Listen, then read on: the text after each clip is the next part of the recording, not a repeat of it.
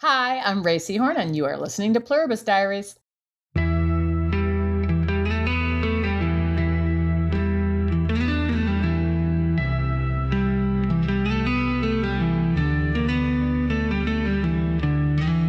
Well, hello again, everybody, and welcome back to Pluribus Diaries. I'm Annie. I'm Jen. And today we are having our part two of a two-parter episode in which we are discussing our top 10 favorite Carol Sturka moments. Oh, yes. It's funny, Jen, we ended last week with our last episode with talking about Carol singing, and I wanted to tell you, as soon as I just got up and I was walking around here, my little studio area where I record, it was getting really hot. And I went over to the thermostat, and without even thinking about it, I just started singing Nelly. It's getting hot in here. I can't help it. I can't not sing, random moments. Luckily, there's no one here to hear me but myself, but I can't stop myself. So I had to I kind of wish I'd heard that. If only it was on mic, that would have been great. You would have, but I muted myself. I was smart enough to do that. It's our loss, but I love that. I mean, as soon as I got up, I was singing "It's the End of the World as We Know It," which honestly I've been singing for the last couple of days ever since I rewatched that scene with Carol in it. I've been singing that pretty nonstop. So it's definitely an earworm, yeah. It's an earworm. Let's we last episode we were able to get to our top, I guess, not bottom 5, but you know what I mean, 6 through 10 of our lists. 6 through 10, yes. Yeah. So let's real briefly run them down before we get into the big 5. Okay, shall we, Jen? Let's start with your number 10 was. Okay, my number 10 was from Pirate Lady, and it's when Carol rages at Zosha when Zosha dares to bring up Helen and to pretend to speak for her.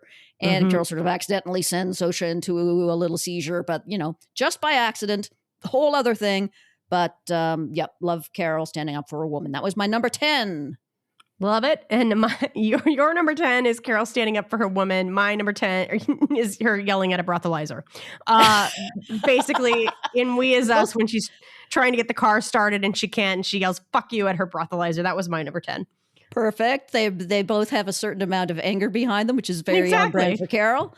My number 9 was from HDP, and it's Carol videoing the food warehouse where all of the shrink-wrapped items are and everything that goes on in that amazing scene. That's my number 9.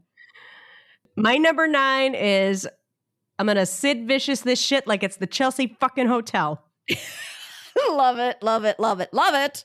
My number 8, not surprisingly, given what we just said, it's Carol singing "It's the End of the World as We Know It" as she drives down the highway in her police car full of fireworks. What is your number 8, Eddie? My number 8 is Mi Esposa. She didn't like my glug, glug, glug, glug.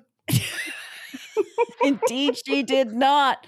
My number 7 from Pirate Lady. Sad scene. Carol wakes up after being drunk and embarrassing and setting off another round of seizures around the world at the lunch in Spain.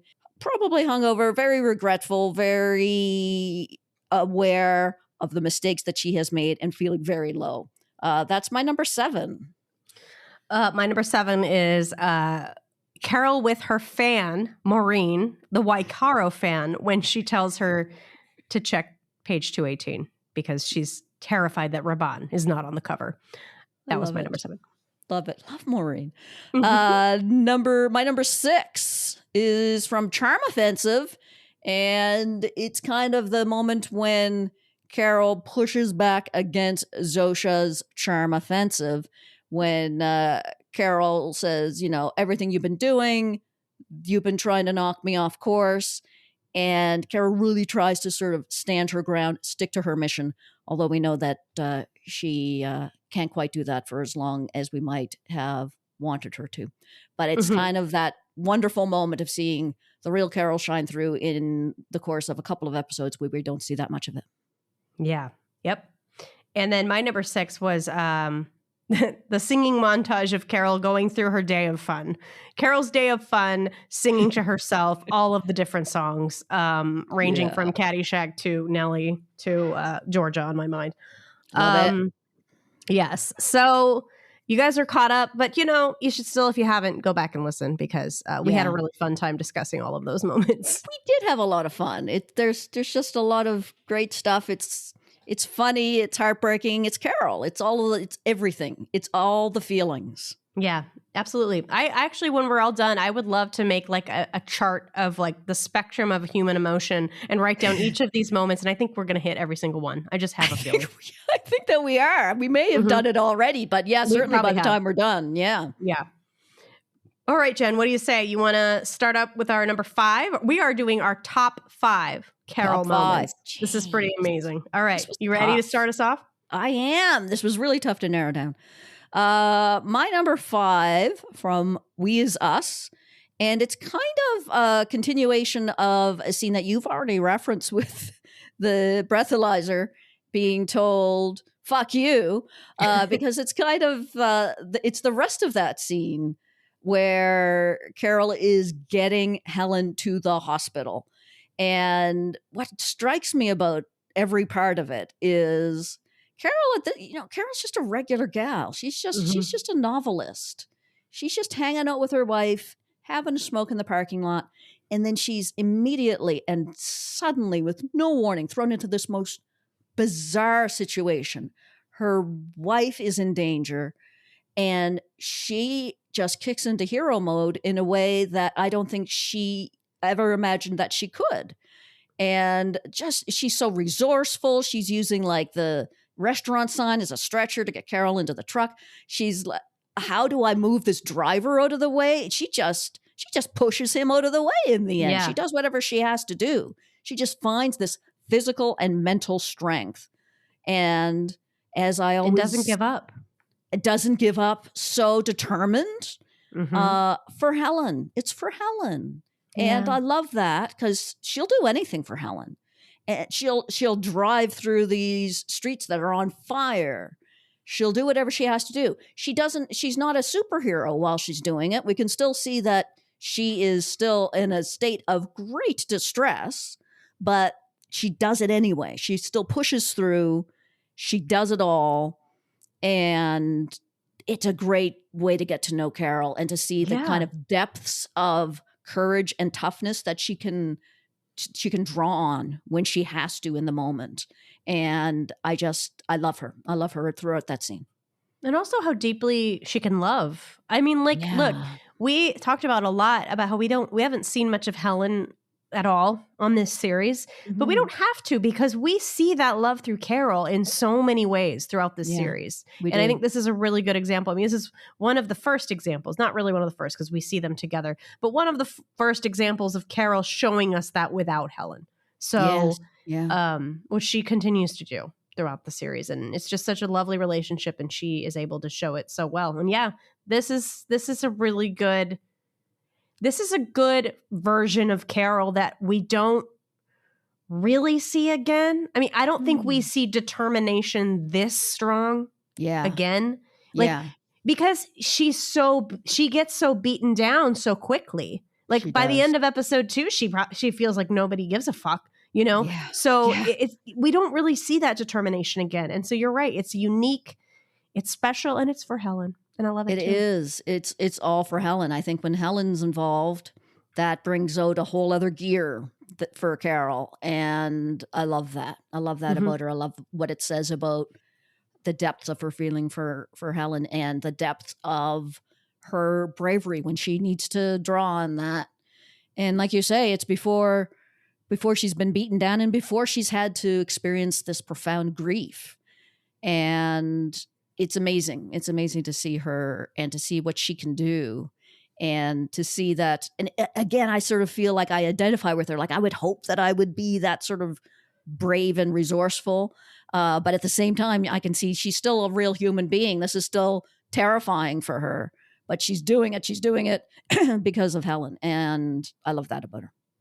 It's interesting. I didn't really think about this until now, but like statistically, I wonder if Carol, I mean, maybe we did talk about this. If Carol is the only one who did lose someone during the joining, Yeah. you know, because Yeah. we don't, of the people that we've met, it seems like other than, you know, Lakshmi's grandfather, who was accidentally killed by Carol, I suppose you could say. Although Not I don't during see the it. original joining. Yeah, I don't see it that way, but that's how Lakshmi sees it. course. But other than her, that I don't think any of those survivors that at least that we met lost people during the joining. So they're not really experiencing the same kind of grief or anger towards the hive, distrust of the hive, resentment of the hive that Carol is feeling from day one. We haven't met the other survivors. We don't know what they're going through or what they've managed. But the fact that they're all kind of glommed together, all the survivors have clearly formed a group, and none of them have reached out to Carol, makes me think that that is probably the case.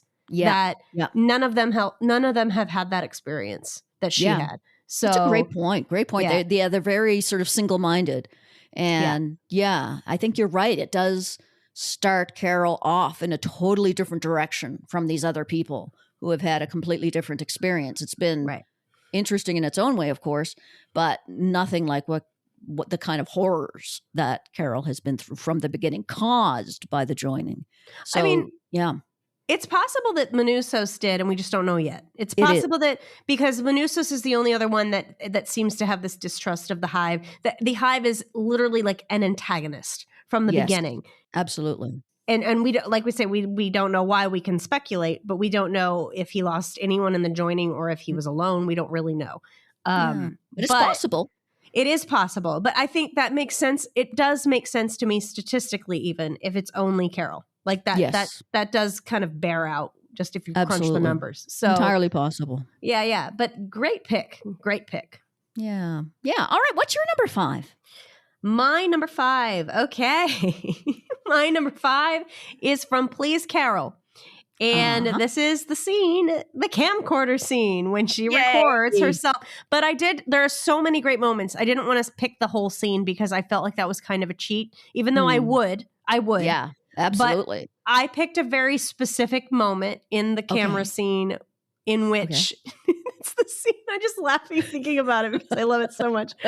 It's the scene where she's reading her own book to herself. And she's doing all the pantomiming. She's like, she looked over her shoulder and she kind of like looks over her shoulder. Does such an exaggerated version. And then says, this could be a movie. I love everything about that because I think it's like, it's kind of like when you get drunk and suddenly everything is amazing and everything you do is awesome. Like you think you look hot. You think you're dancing great. You think everyone is enjoying your company when it's probably the opposite. But I love though that like deep down when she's under the influence of the truth serum, you know, she does like her work. She likes Waikaro because she's saying this is so good. This could be a movie. I think she really does enjoy her work. And that's the truth serum coming out. So funny, wonderfully performed by Ray. Love it. And again, shout out to that entire scene, but I think that is just my particularly favorite part of the scene. Oh, I love that. I love that. I love that part of the scene. Love that whole scene. But yeah, she puts on this weird sort of English accent while she's reading it. Like whatever she says, I don't even know what she says. It's so funny. It's hilarious.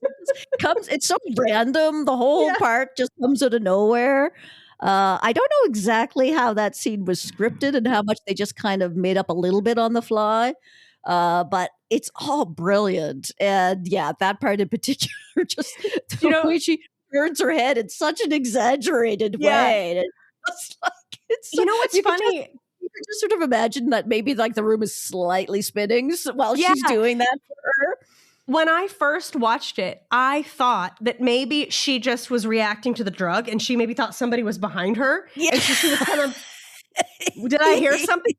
And then only later did I realize, oh, she's acting it out. Like it was so funny on so many levels, but it's so good. Really, really good. And it's to me also like a callback sort of to her original reading that we see at the very beginning, because she does slightly act out part of the scene while she's reading it for real when she says something like she nods her head or something like that. She gives her a smirk, or I don't know, something Yeah, like that. and she Yeah, actually does act it out a little bit, not quite as exaggeratedly, but and the audience a loves little it. bit. They Yeah. love it. They love it. And you can tell that she knows what plays well with the audience, and yeah, this kind of indicates that she kind of gets a kick out of acting it out a little bit. She's clearly having fun with it. So I think it's safe to say she has more fun with it when she's sober than she would let on. I have to say, it would be a really, really hard task to choose which episode to submit for Ray Seahorn to submit for her Emmy reel. Oh my But God. It's I hard. think Please Carol would probably be the one, because I think so. they're not just that scene, but there's the final scene. There's such a great amount of stuff she has to do. I mean, There either really that or is. We As Us. It would either be that or We As Us. It And would be really tough. I'm getting off topic, but I just love her performance so much. There's a lot. There's a lot.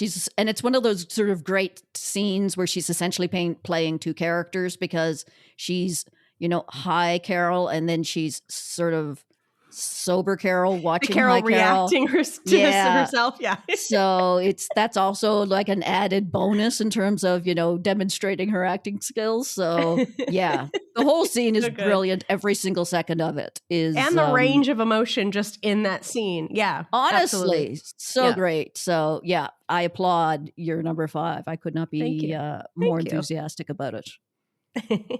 Time for my number 4. It is time for your number 4. It's from the exact same scene. Oh, yay!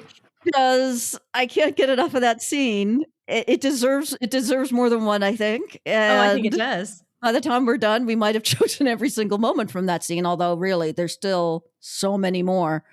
Of course, because it's me, the queen of angst, I had to pick a sad part of that scene, and that's when Carol's watching herself crying over Helen and saying, I miss you, I miss you, I miss you. Oh my God, yeah, that's rough. That is rough, right? And her reaction. It's her reaction. It's her reaction, I think, that I find most affecting. Because she looks at that and she knows immediately what it's all about. She feels it. She immediately presses fast forward on the remote, and she actually literally looks away while she's doing that. Like, she can't even bear to look at it. It's too painful. And I think that Carol feels the grief over Helen's death every day, every moment, but she doesn't really allow herself to experience it and to express it, because she's got her mission. She's got shit to do. She doesn't have time for that. Yeah, not yet. I mean, I think she does, but maybe not in this moment. I think she does. I think she kind of, it comes out occasionally, but not on that kind of level of really expressing emotion. Like, I think it's the first time, other than when Helen dies, it's the first time I think we see her crying about it. Yeah, let's talk about that really quickly, though, because I think I see a lot of people saying that Carol's avoiding her grief or she's not expressing her grief, and I don't see that. I see in this moment, yes, I do see her feeling it for a moment and then skipping past it. I do see that. Yeah, but literally I don't skipping past. Yeah. But I don't think that's the case for the whole series or the whole season. I think we see her in varying states of grief, and we see her feeling it. The scene where she goes to bed, and that, the scene with the grave, there's all kinds of different moments where she does allow it in. And I don't think it's fair to say she's not grieving properly, because everybody grieves. Not. Yeah. Now, I'm not saying you're saying it. I'm saying that, I see some people saying that, oh, well, she's just burying her grief and moving on. And I don't think that's the case. I think she's expressing it in a very normal human way. I think that's the way a lot of people grieve. You're not always going to have this moment. I mean, she does in this video, but you're not always going to have this moment where you just break down and you let it out and then you're cured. That's not how grief works. No. So it's I don't like that take when I hear that, she's skipping past her grief. She's moving aside. I don't think that's what she's doing. I think she's dealing with it in a very normal human way, and in a very abnormal situation. She doesn't have anyone else to share it with. She only has herself. And so all these moments where we see it, it's not like she can go talk to a therapist. She can't call a friend. She doesn't have a support system. I think she's doing the best she can, I guess is what I'm saying. I know this is a little off topic. We're talking about your favorite moment, but I do like to. But I agree.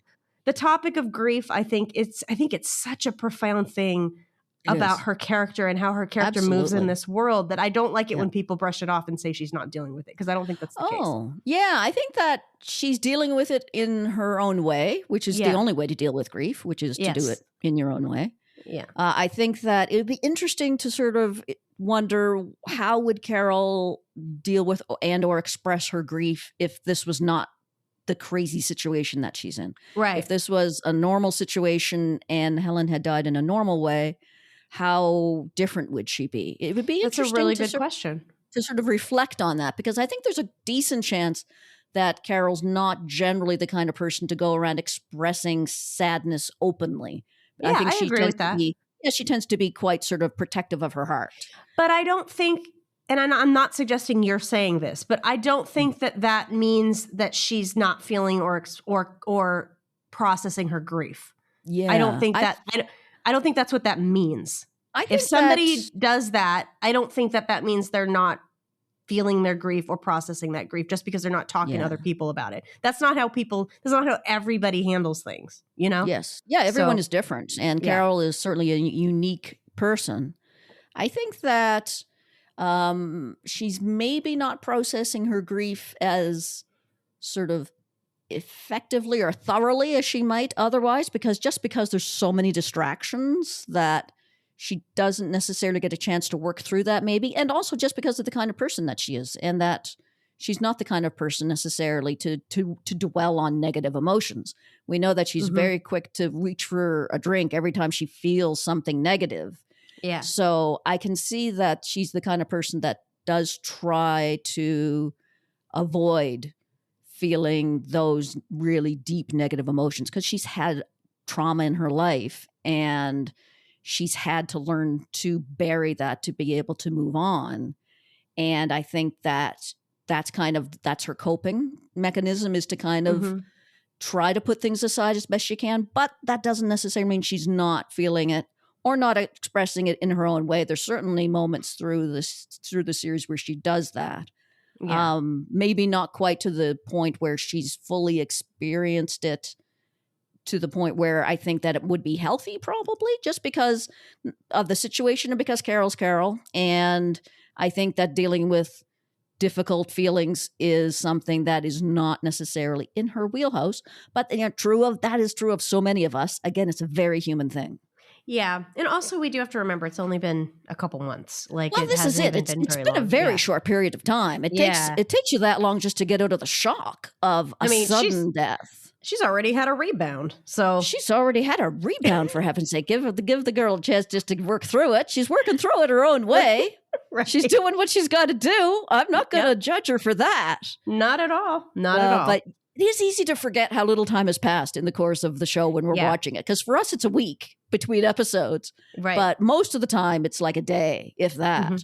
So very little time passes, particularly up until the gap. And so that's not a lot of time to process your grief. You can barely work through the shock, let alone start dealing with your grief. And so it's easy to forget all of that. And then to compound that with those 40 days of loneliness. Exactly. I think that would make, who knows how she was dealing with grief and that. I imagine that there was a lot of maybe denial in those 40 days that she was fine. Yeah. She feels fine. But that would really do a number on you, I think. Oh, it totally would. Just completely adding to that and pressing down on you and making it even worse. So absolutely. Yeah. I mean, we all know that grief is a really tough journey to go through. And when you're detoured by something heavy and traumatic, like this kind of isolation that she was placed in, not to mention all the other crazy shit that's happening, it's no wonder that she's not necessarily processing it at the speed that we might want her to, right? Because there is just so much shit going on. I can't imagine how that would do your head in. And, for the occasional viewer that might say, oh, Carol, she's not very likable. Well, I wouldn't be very likable either if I was going through all of that. So I still feel for Carol no matter what.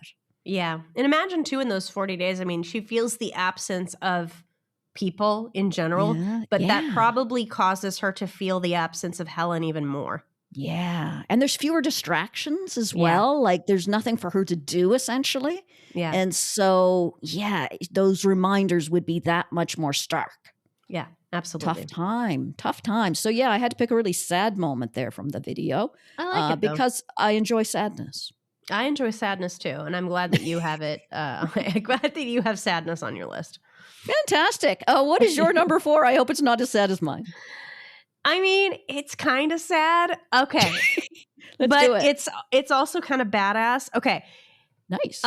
This moment kind of lives in my head rent free moving forward. I probably look at this moment very differently than many people. But in the finale, after Zosha drops her off at her house from the helicopter at the very, very end, there's this moment where Carol steps out of the helicopter and she slams the door and she just kind of looks at Zosha through the window. Yeah. And it's this look, it's so many emotions on her face. Bless Ray and her multitudes of expressions that she can do with her face.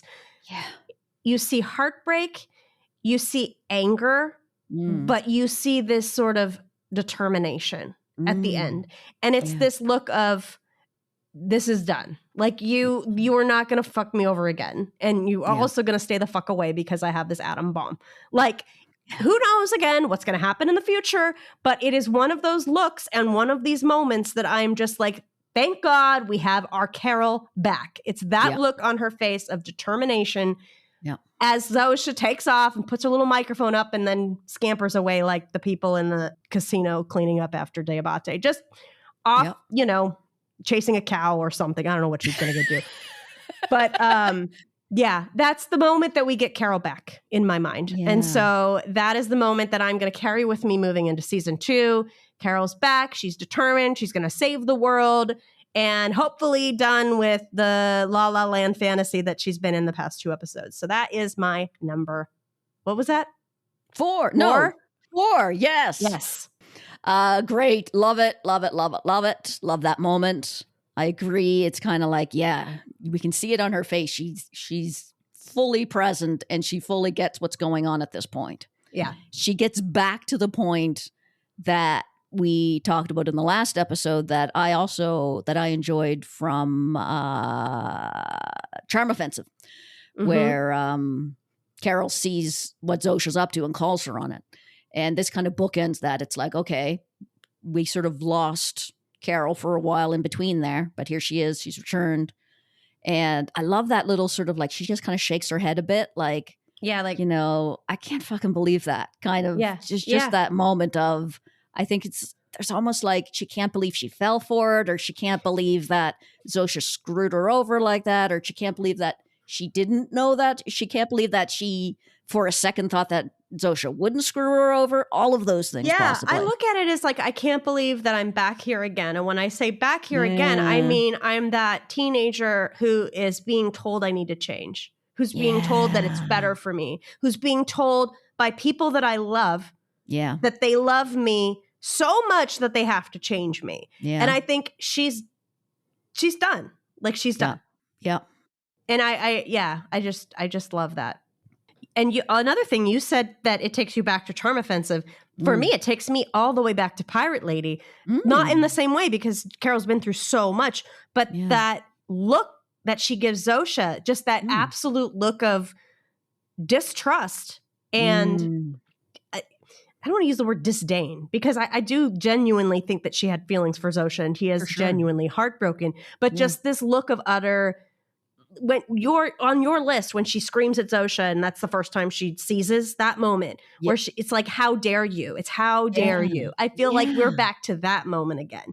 Yeah, I like that. Yeah. So Anyway, all to say, I'm just so happy to have our Carol back. Absolutely. So, yeah. Couldn't agree more. Great moment. Love it. Love it. Love it. And I couldn't put it better. So brilliant number 4. All right, let's move on to your number 3. We're gonna have to go back, I'm sorry to say, back to the Truth Serum video one more time. Don't be sorry for that. Because I couldn't pick just one moment from that. I said to myself, well, well, am I going to pick one moment? So I decided the deal I made with myself was that I'd pick one sad moment, which we've talked about, and one funny moment. So this is my funnier moment from the video, and that is just the portion of the video where Carol is agreeing with herself that Zosha is in fact annoying. So we see sober Carol on the couch listening to drugged Carol saying how fucking annoying that lady pirate is. How fucking annoying is that chick? Very, very fucking annoying. And Carol on the couch is like, exactly. Yeah, exactly. Like, right. Finally, someone gets it. And, I love it. And, no one's saying, is that happy? Yes, exactly. I think it's hilarious. I mean, it's very believable and funny, and I think it's kind of it's almost a little bit sad because it's like she's so desperate for someone to agree with her that at least someone gets it. Herself. Even if it's just herself. Right. It's like, yes, finally someone gets it. So it's just kind of a nice moment for her. Yeah. And it's funny because I've been known to agree with myself as well. Like when I hear myself like on a podcast sometimes I'm hearing myself back from a previous podcast, or even one we've just recorded and I have like little recollection of what I've actually said. And I'll be editing it and I'll be like listening and I'll be like, yeah, good point. Yeah. Oh. And I'll like start laughing at a joke I made or something. And so it's like, I don't even have the excuse of having been high at the time. I really ought to be able to remember these things, but. Right. And then you ever say something that you don't remember, like, yes. And why does she got to be so goddamn fuckable? Exactly. And you don't remember that part. Don't remember that part. Definitely. That shook her out of her moment of like just complete agreement. But I love that moment too, because I love how in the recording she is pointing out that she is goddamn fuckable. And I mean, she is. But I love the way Ray delivers that line because the way she says it is, it's like, it's suspicious. She genuinely wants to know why does she got to be so goddamn fuckable? It's not like a rhetorical question. No, she's so curious. There's like, what are they up to? Why is she? There's got to be a reason why she's so goddamn fuckable. Like, huh? Right? I love it that what's that about? It's such a genuine emotion, but still cloaked in that, like you say, the suspicion, which is what makes the line delivery so funny. Yeah, it's so great. Like she's on to something. Like. Why? Like, no, honey, she's just fuckable. Just deal with it. Yeah. Well, at the same time, I think she really was onto something there because, like, was it a coincidence that she was so goddamn fuckable? I think not. So it was very intentional. It was, again, hi, Carol had some good ideas there. So yeah, I think that sober Carol was so alarmed by the goddamn fuckable outburst that she just didn't really consider the whole rest of that whole sort of conspiracy theory that high Carol had going on there. I love the way she delivers that line. So it's so great. Good. Oh my God. That whole scene, I could watch it.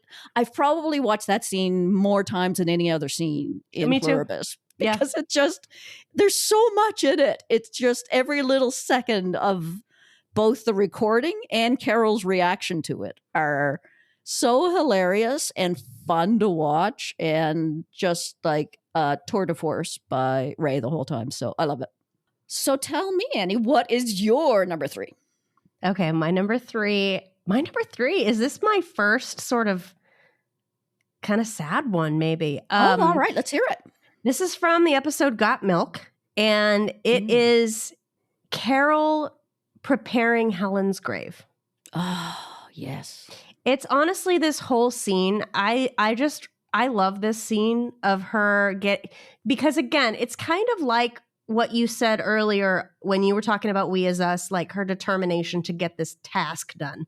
Like to get Helen saved, get her to the hospital, just push forward. Doing this whole as I say, task with the pavers and laying them down.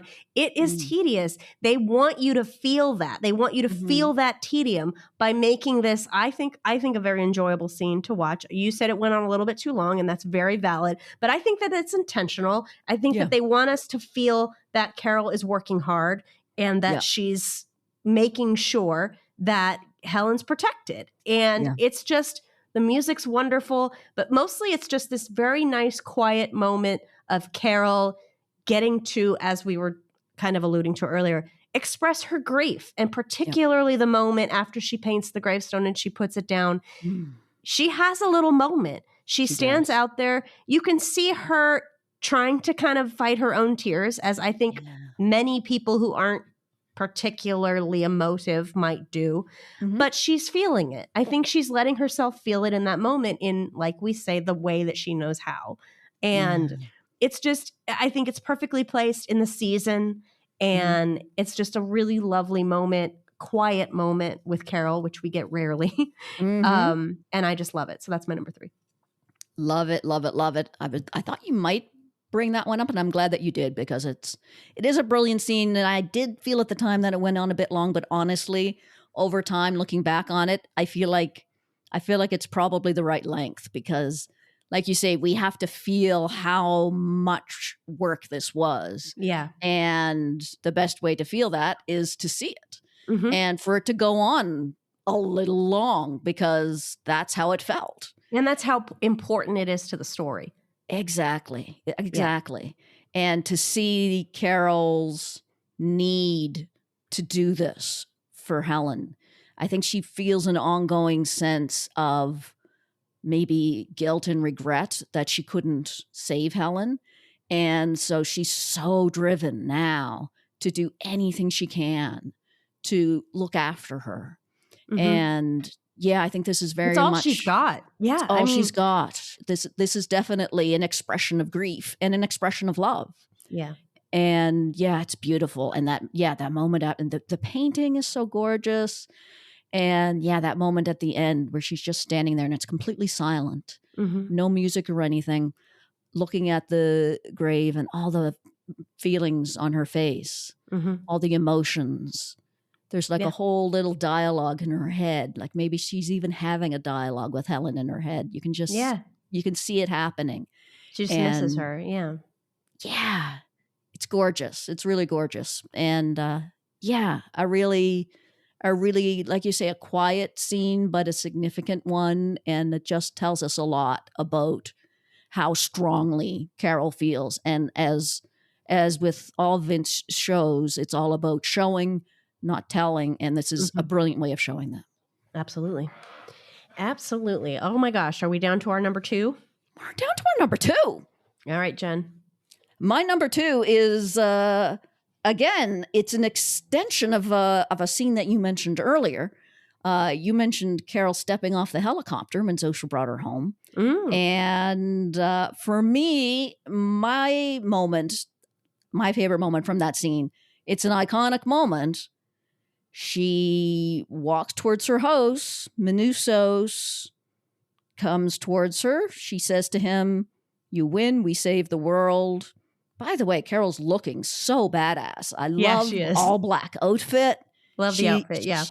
She's looking very sort of action hero-y, I think, at this moment. It's the most sort of heroic I think we see her. Yeah. And Minusos, referring to the mysterious crate, what is this? And Carol, in just a very matter-of-fact, carefree way, atom bomb. Yep. Love it. Like, not boom, even... That's it. Talk about drop the mic. No translation. No, not even a sentence to no, by the way, I asked them for an atom bomb. Nope, just atom bomb. No not explanation. Not even an atom bomb, just atom bomb. Casually thrown over her shoulder. So casual. It's so perfect. It's so badass. Really badass. Everything about that moment is so badass. And it's like you say, just as when we saw her get off the helicopter, that is like, Carol is back, baby. Yep. And it's iconic. This is so badass Carol at her best. And What a great way to end the season. I love it. I know that line and that the presence of the atom bomb was not in the original script for that episode, but I'm so glad that they changed it to put that in, because it's such a fantastic note to end the season on. It's got such power, and it's just like, yeah, Carol's been through so much shit. We've seen her go through so much shit, but she ends the season as powerful as we've seen her, and I love that. Yeah. Oh my gosh, you're right. You're right. And it's that is a different moment than mine. I love that we didn't technically have the same one. We did but not. It was a different moment in the same scene. Yeah, different moment, but it sort of denotes the same. It does. Emotion. Gave us the same feeling. Yeah. The idea of just getting us super prepped for season 2. But like we said, it's stoked. Carol is back, and thank God. Carol is back, and she's back, baby, and she's looking very hot and very badass, and I love all of that for her. Yes, and I'm sure Manousos is confused, but also just as excited as we are. So. I suspect he is. Yeah. Like, like a lot of people be like, holy shit, this crazy woman has brought an atom bomb to her home. But I feel like a guy like Manousos would be like, excellent. Yeah, what are we going to do with the atom bomb? Yeah. This is cool. What's the plan? This is exciting. Yeah. All right, let's talk about this. I'm interested. Tell me more. No plan. I just wanted one. Yeah. I just wanted to prove that they would give it to me. Yeah. He'd be very on board with that. So love it. Love the atom bomb. Love its introduction. Could not have been more note perfect than it was. Really good. Really good. Fantastic. Okay. What is your number 2, Annie? Okay, my number 2. And this was actually a later addition to my list, but definitely one of those that I'm like, holy fuck, I can't believe I forgot that. My husband actually brought it up because it was the thing that he said when I was like, hey, what's your favorite Carol moment? This is from the episode Pirate Lady. And this is when after the fated lunch, and she wakes up and she's talking to Diabate, and he asks her for Zosha, basically. And she basically leans in and goes, what is wrong with you? Exactly. It's that timing. It's so perfect. I love it. That's it. That's my number 2. That line, it makes me laugh so hard every single time. It's so good. It's perfectly memeable. And it really is. That's exactly what I would be asking him in that same situation. Awesome question. Yeah. It's the kind of thing, I mean, let's talk about it as women for a second. It's the kind of thing that we would often want to say to a lot of men. Yeah. And it's nice to see her just come right out and say it. And it's like, yeah, he had that coming. She says what she feels because fuck it. At this point, who cares? Yep. And also he's being very inappropriate, and she's calling him out on it. Yeah. Yeah. Diabate is hard to like in that episode. I come to kind of sort of like him a little better in HDP. Yeah. Though he's still, he has his flaws. He's also a human. Right. But yeah, he's kind of a jackass at that point, and a very sort of creepy one, really. Yeah.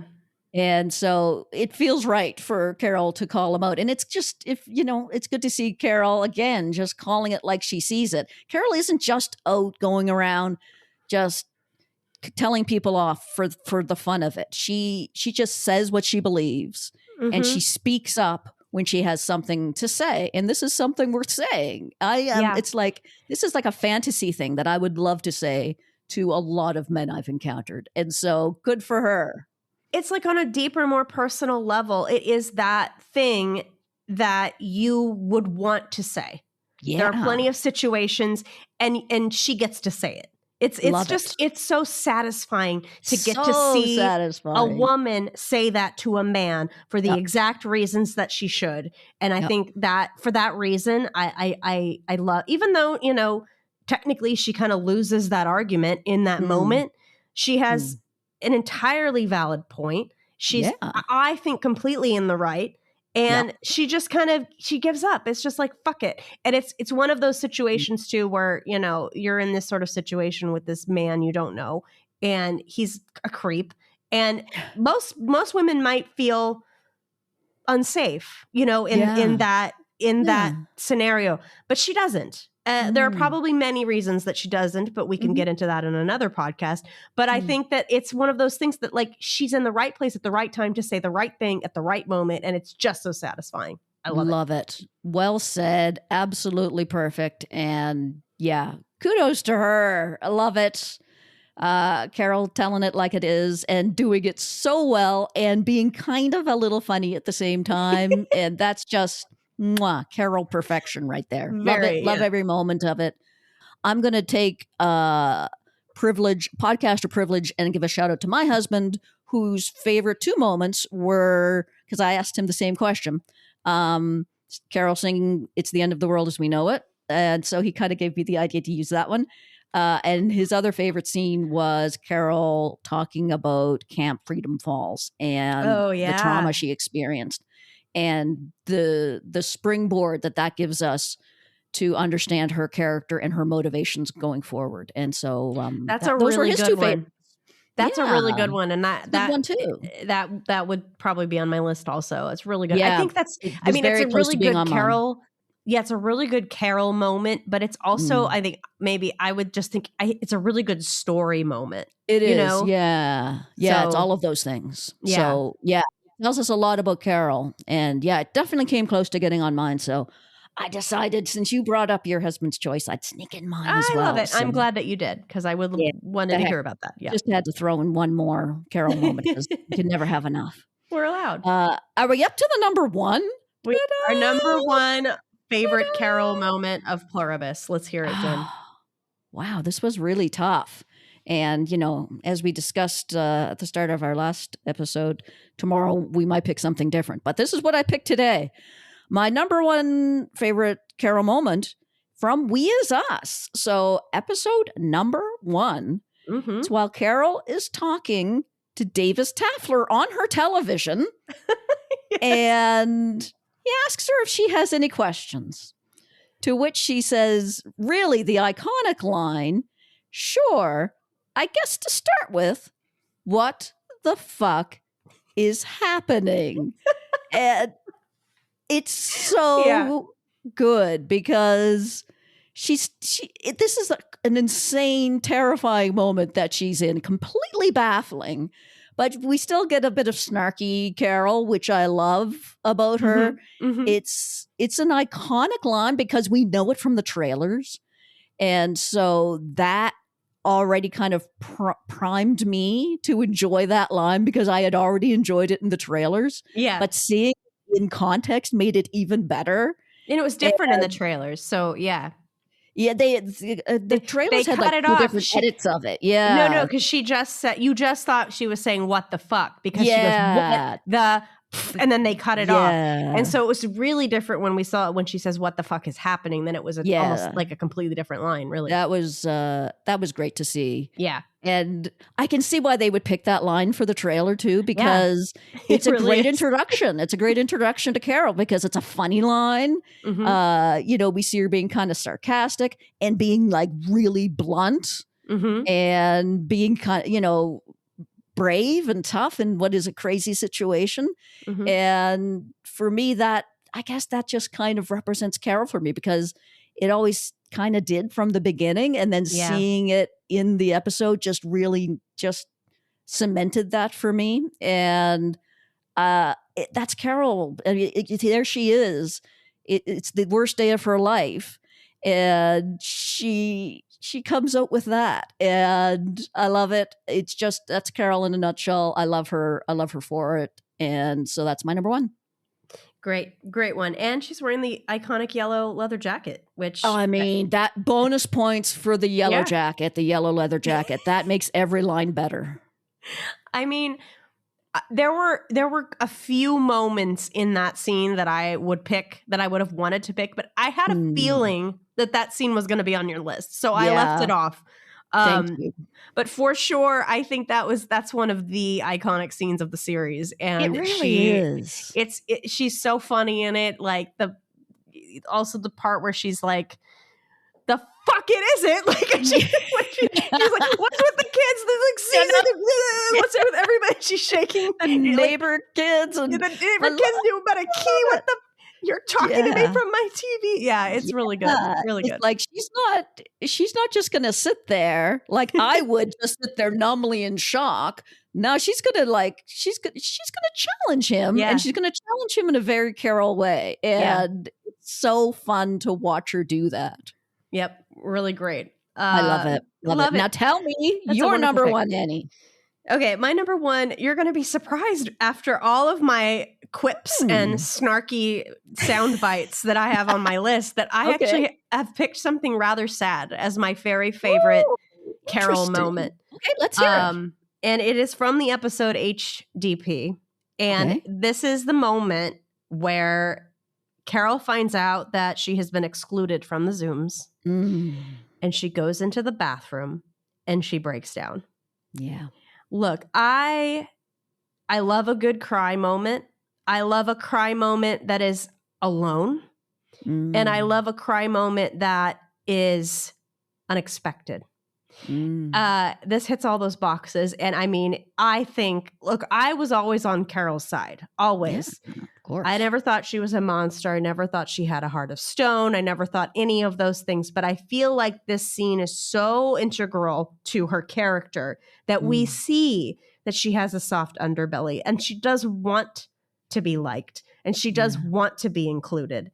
And there are so many things that Ray does with her face in this scene when she cries and she kind of shakes her head, kind of like, I keep fucking it up. You can see every thought going through her head. Like, I did it again. Like, I didn't even mean to offend the non-English speakers, but I did. And I don't know how I can take that back. And they don't like me. And they took a vote. They hate me so much. All of these things are going through her head in that moment. And I just felt for her. I remember like being short of breath watching that scene because I was just not ready for it. I wasn't ready for her to show that amount of emotion in that way for that reason. You know, you don't think Carol would care that much. And so to find out that she does is just, it expands her character even more. It makes her more rounded and even more human. I think she's already been so human, but it just adds one more layer of depth to her. And I think it's fantastic, wonderfully acted, and just a really great moment. So that's my favorite moment. It's my favorite Carol moment. Beautiful. Beautiful. It came very close to getting on my list, so I'm so glad you picked it. Yeah, it's gorgeous. Gorgeous on every level. And yeah, it really does just hit you in the chest, right? Because we're not used to seeing that version of Carol. But it's a great reminder that she isn't all snark and quips, that, you know, a lot of that is just armor for this hurt that she carries around, and that this really brings out of her. And yeah, there's this feeling of being excluded and having messed up perhaps. Being so isolated. Feeling like that's it, that I'm completely alone. And at this point, she has been abandoned by the hive people. So she is literally alone.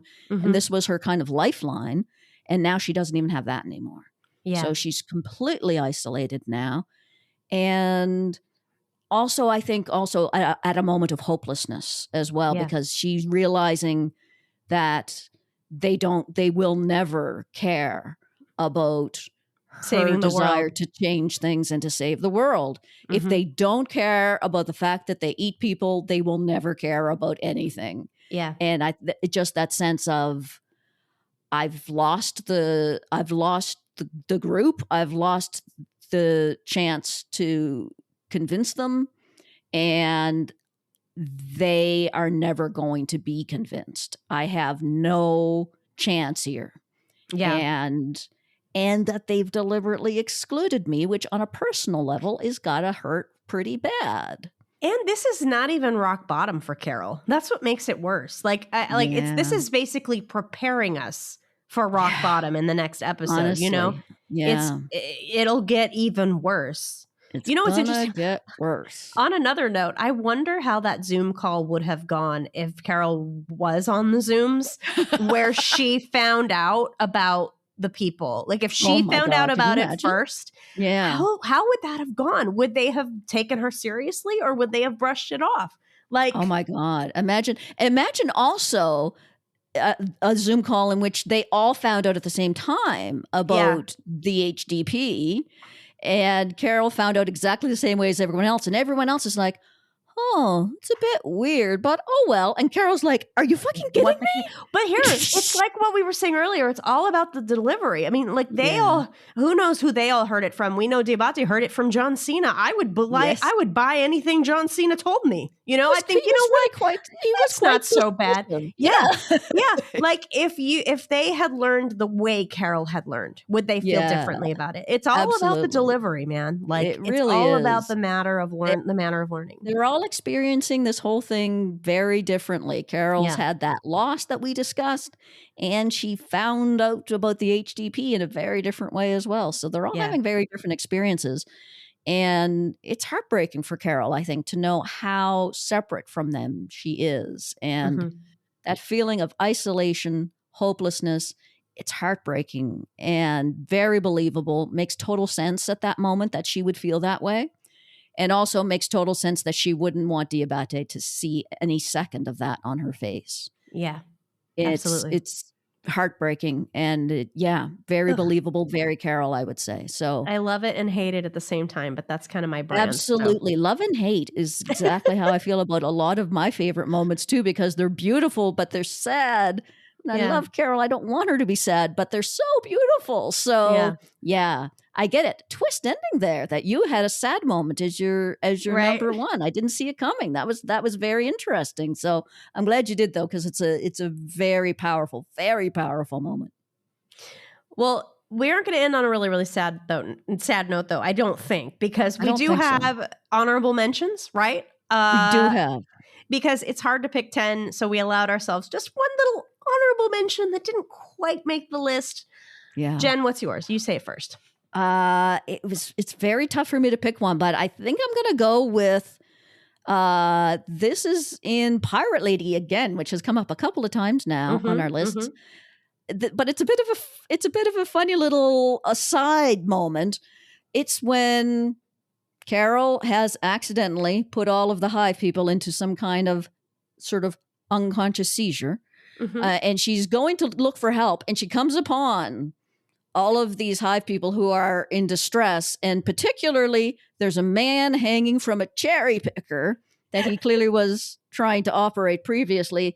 He's attached to it, but he's just hanging there. And Carol really wants to try to help him. And she finds the controller, but she is fucking it up. She is so annoyed, but she is trying. Her heart is in the right place. She's trying to get him down. She's all like, oh, down. Oh, shit. Nope. Sorry. Oh, hang on. Nope. Turn. She's trying harder than most would, I think. She really is trying. I mean, she probably feels bad too that maybe she had something to do with it, which it turns out she did. But she's so annoyed, and she goes through such a beautiful array of obscenities. But yet she does not stop trying until they all wake up. Yeah, she's determined. And it kind of, it's just nice to see Carol show, she does have a heart. She does want to help people. She does do her best. There's no particular reason for her to help that guy.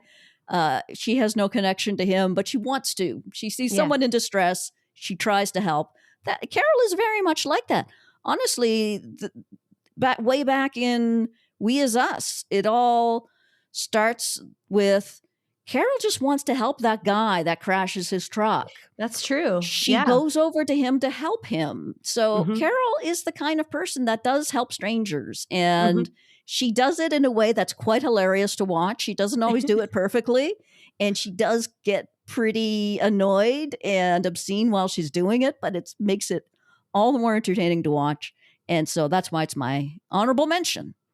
Love it. I love it. And I love that it's like, again, it's like these honorable mentions, like this little moment that barely warrants a mention, but it sticks out in your brain. I think that's what's important.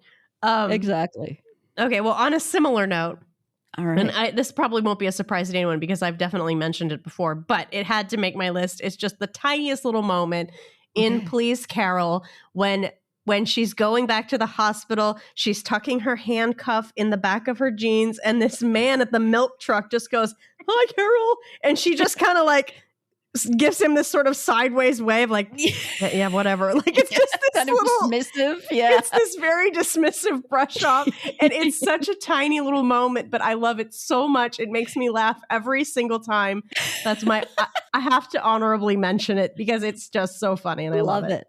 Perfect. I'm glad that you mentioned that. It's great. It's kind of like at that point, it's kind of like, Jesus, all right, enough already. I get it. I get it with the hi, Carol. Hi to everyone for the rest of my life. We're done. I'm no longer going to feel the need to actually really acknowledge you. So I'm just going to kind of give you a little bit of a half-ass brush off. So yeah. And I think she probably is somewhat focused on her mission at hand, but I still, I do love that moment. That's a great little just a fun little moment. I think it is genuinely both. I think she's very distracted by her mission. Yes. That's half of it. And then the other half is, I don't have time for you. Like, yes. Okay. Yeah. I'm done with this. I'm so tired of people saying, hi, Carol. If I have to hear that one more time, like, it's very much, whatever in a gesture. Yeah, absolutely. It's kind of a sure, fine, whatever kind of moment to make a Scully allusion there. Totally. Oh my God, Jen. Well, that was so much fun. We're going to definitely have to do another list after season 2 because it's going to be that much harder, right? Oh my God. Yeah, we are. I mean, we could do another top 10 next week and I'd have 10 more. I think you're right. Well, I mean, on that note, if we missed your top 10, please let us know. I'm sure we did. Or your favorite moment. If it didn't make our list, we want to know. We want to hear about it. At Pluribus Pod on Twitter and Blue Sky, or send us an email with your full list. We will read it. We love it. Absolutely. Pluribuspod@gmail.com. Well, we'll see you guys back here on the next episode. As Carol Sturka would say, good luck and Godspeed.